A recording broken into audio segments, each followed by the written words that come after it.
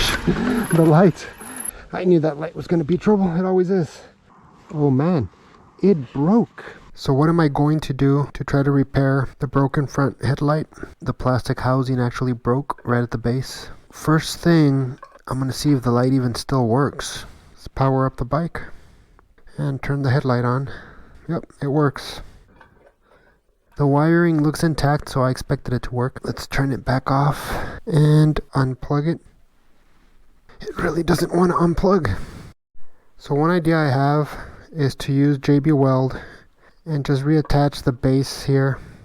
Then I'm going to take a large hose clamp and go around the large diameter of the light and try to figure out a way to use hose clamps to just mount it high up on the bike. This will be an initial solution.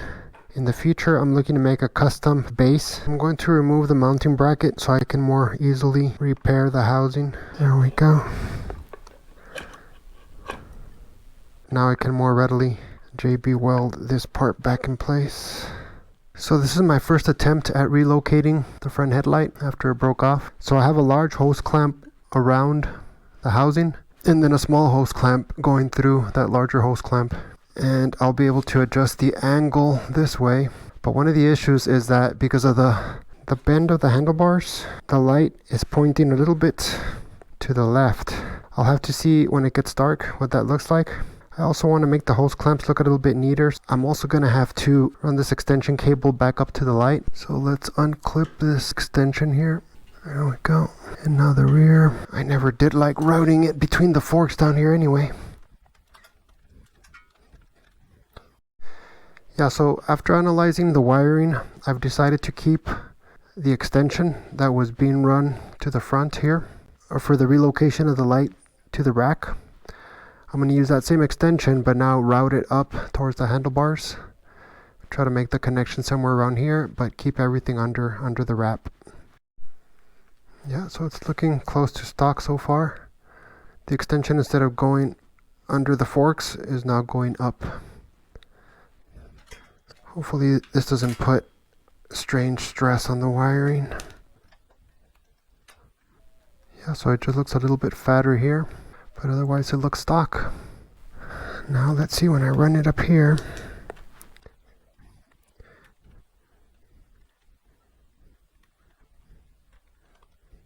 So I'm going to go ahead and make this connection without doing this final bit of wrap, just so I can keep this this wire here pretty loose until I JB Weld the support back into the light housing.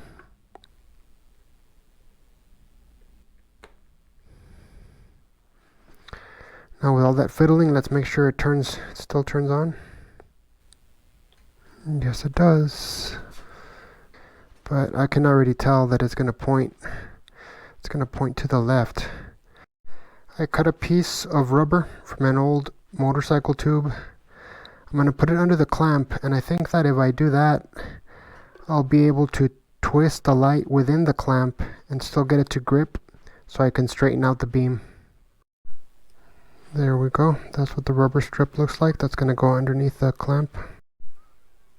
That's what the hose clamps look like without the light mounted.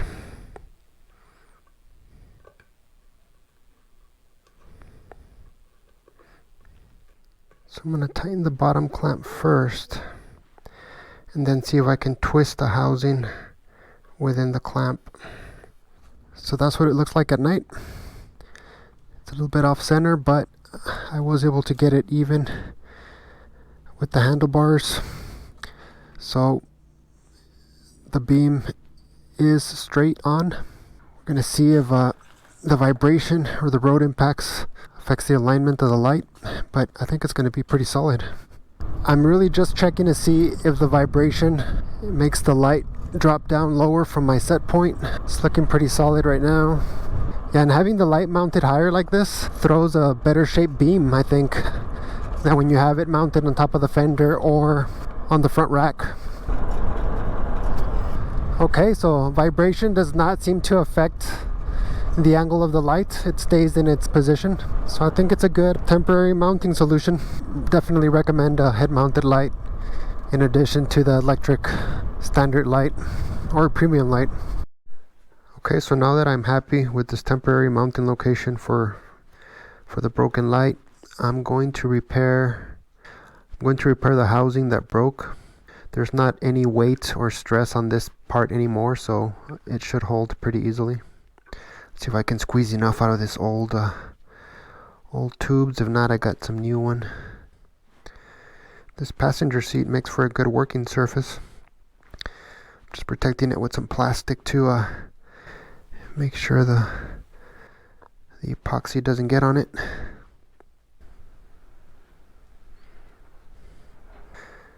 Can't wait to see the comments about how I'm doing this wrong.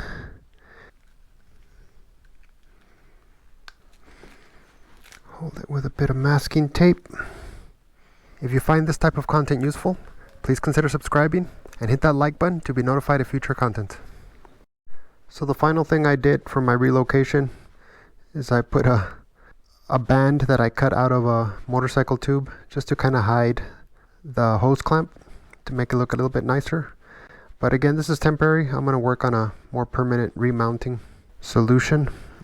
Placing it here in the center would look cleaner and more stock.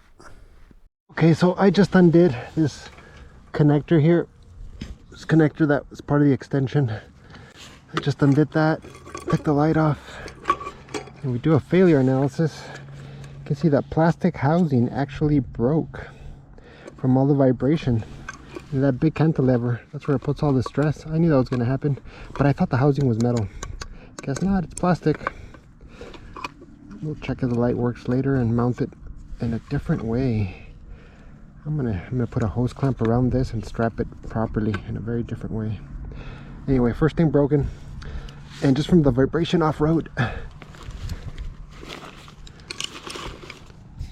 So I did one loop of this little pit bike track.